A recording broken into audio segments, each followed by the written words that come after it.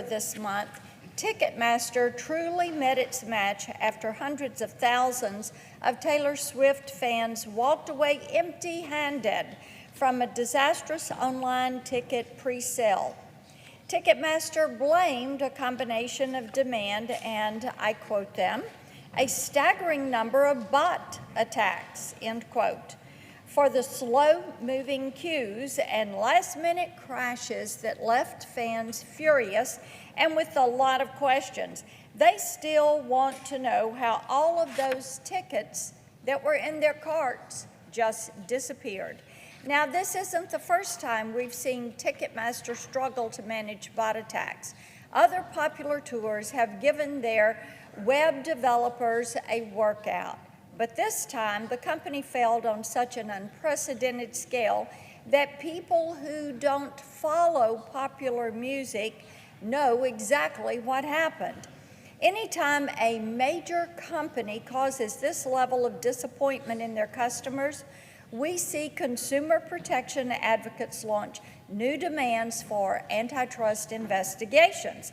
And I'm sure most of my colleagues know that has happened here in the Senate.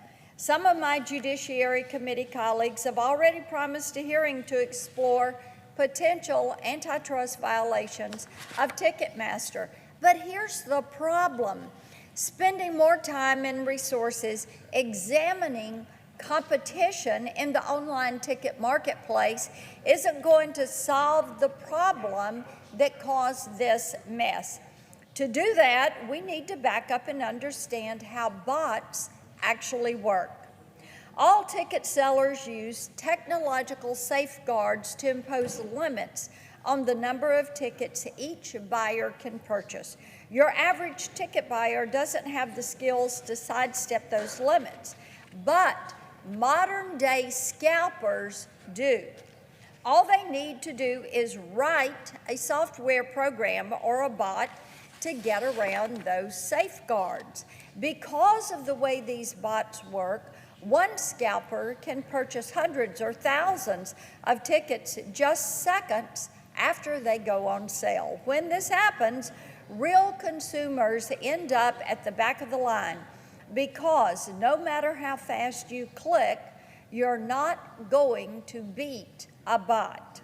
Fortunately, we already have a way to solve this problem that will benefit both the artist and their fans.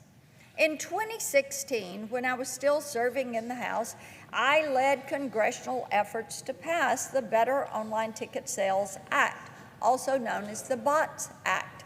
Senator Schumer led that effort here in the Senate. This bill made it unlawful for scalpers to circumvent the controls used by ticket issuers to limit sales.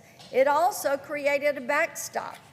If the scalpers do manage to get their hands on too many tickets, the BOTS Act made it illegal for scalpers to resell those tickets on the secondary market.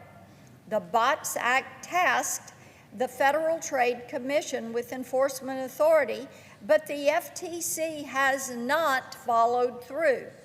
In January 2021, the FTC took its first and only enforcement action under the BOTS Act against 3 New York-based brokers for conduct that began in 2017.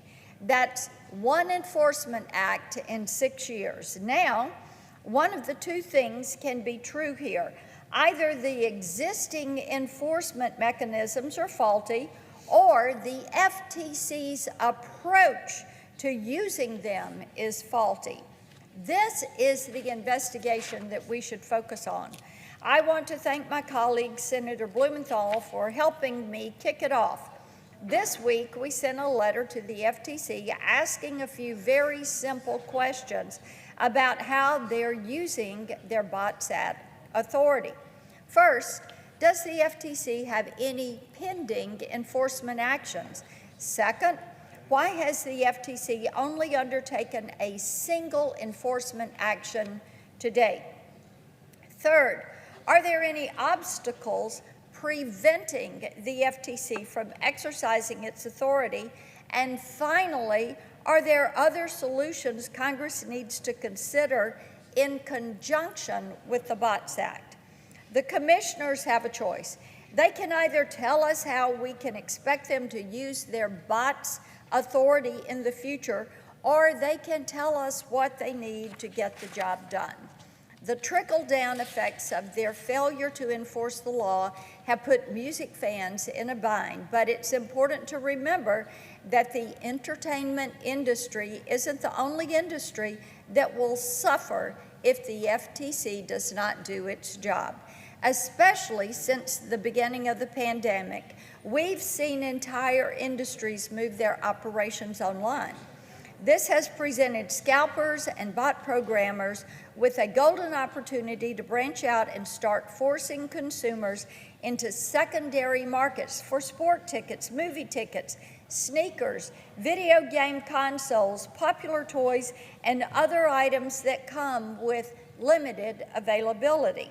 In 2021, tickets for the opening of the newest Spider-Man movie went for $100 on the secondary market, which is about 5 times the regular price of the movie ticket.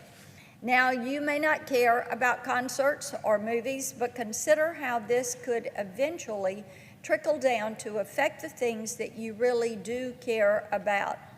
Anywhere you find that combination of scarcity and popularity, you're going to find bots blocking access to the market. And for the average person, there's nothing that that individual is going to be able to do about it. We, however, can do something about this. But as I said, an antitrust investigation isn't going to get the job done.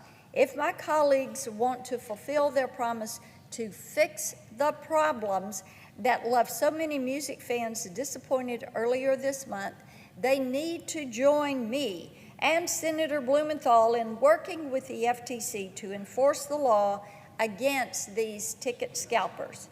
I yield the floor.